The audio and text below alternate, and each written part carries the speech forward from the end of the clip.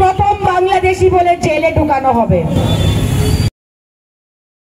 আমি যখন সিএএ যখন এসেছিল তখন সুস্মিতা দেব প্রথম বলেছিল যে বাঙালিদের নিরাপত্তার জন্য সিএএ দিয়ে কোনো কাজ হবে না। আজকে লজ্জার ব্যাপার, ভারতীয় জনতা পার্টি যারা হিন্দু বাঙালিদের ভোটে জিতে আসেন, সেই বিজেপি বিধানসভাতে প্রশ্নের উত্তরে বলছে যে আসার পরে শুধু 300টা অ্যাপ্লিকেশন হয়েছে আর শুধু 2জন হিন্দু বাঙালিকে নাগরিকত্ব দেওয়া হয়েছে।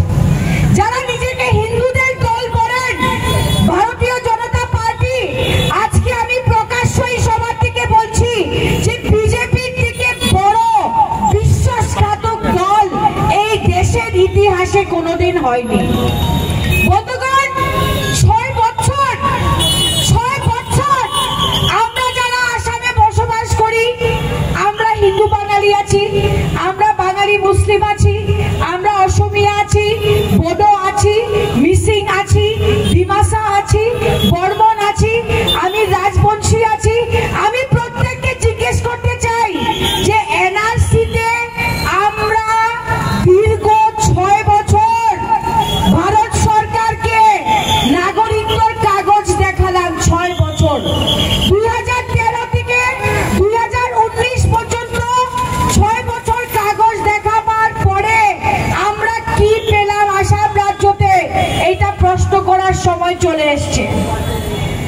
আজকে এনআরসিতে 19 লক্ষ মানুষ বাদ গেল, 7 লক্ষ ছিল হিন্দু বাঙালি, 4 লক্ষ বাঙালি মুসলমান, রাজবংশী, গোর্খা, অসমিয়া হিন্দু। আজকে এনআরসি নিয়ে বিজেপি কি করতে পেরেছে? এনআরসি নিয়ে ভারতীয় জনতা পার্টি বিফল। ওরা কি বলেছিল?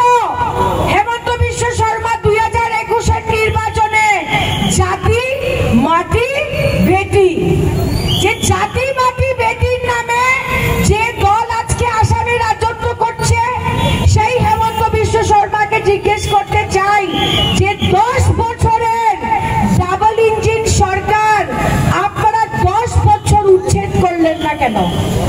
10 বছর আপনারা জমি দখলের কথা বলছেন, 10 বছর আপনাদের বিজেপি সরকার জমি দখল নিয়ে কি করলো আজকে জবাব দিন। আজকে আসামের মুখ্যমন্ত্রীকে জিজ্ঞেস করতে চাই যে আপনারা নির্বাচনে 6 মাস আগে কাকে খুশি করার জন্য আপনারা উচ্ছেদ করছেন, সেটার জবাব দিন। আপনাদের পায়ের নিচের দিকে, বিজেপির পায়ের নিচের দিকে জমি সরে যাচ্ছে, চাকরি নেই। বরাকের কয়টা ছেলে মেয়ে চাকরি পেয়েছে আজকে আমি জিজ্ঞেস করতে চাই? শিলচর শহরের বুকে দাঁড়িয়েছে, কে পেয়েছে চাকরি? বরাক বাড়িতে কেউ পায়নি। আজকে সমস্ত আসাম রাজ্যতে মুখ্যমন্ত্রী কাউকে অ্যাকাউন্টে 1200 টাকা, কাউকে অ্যাকাউন্টে 1500 টাকা কেন দিচ্ছে? কারণ আজকে চাকরি দিয়ে আসামের যুব সমাজকে হেমন্ত বিশ্ব শর্মা ওদের সুরক্ষিত করতে পারেনি ভবিষ্যৎ বলে আজকে কারুর ব্যাংক অ্যাকাউন্টে 1200 টাকা আর ব্যাংক অ্যাকাউন্টে 1500 টাকা। শিলচরের বাঙালিদের বলতে চাই, যারা পদ্ম ফুলকে ভোট দিন, বছরের পর বছর, দিনের পর দিন আপনাদের অধিকার আছে, বিজেপিকে প্রশ্ন করেন যে বাঙালিদের বিরুদ্ধে আজকে সমস্ত দেশে কি চলছে, যেটা মমতা বন্দ্যোপাধ্যায় বলছেন। ওরা Haryana police, Delhi police, Rajasthan police আজকে বিভিন্ন গরিব মানুষকে তুলে নিয়ে যাচ্ছে, জেলে দিয়ে দিচ্ছে, কারুর হাত পা ভেঙে দিচ্ছে, কারুর গায়ের উপরে গরম জল ফেলছে। ওদের দোষটা কি? ওদের দোষটা হলো ওরা বাংলায় কথা বলে।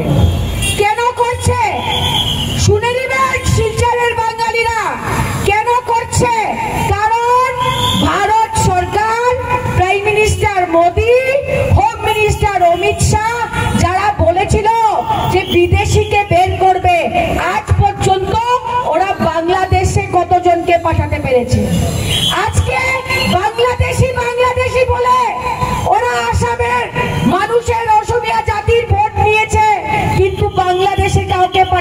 পারেনি।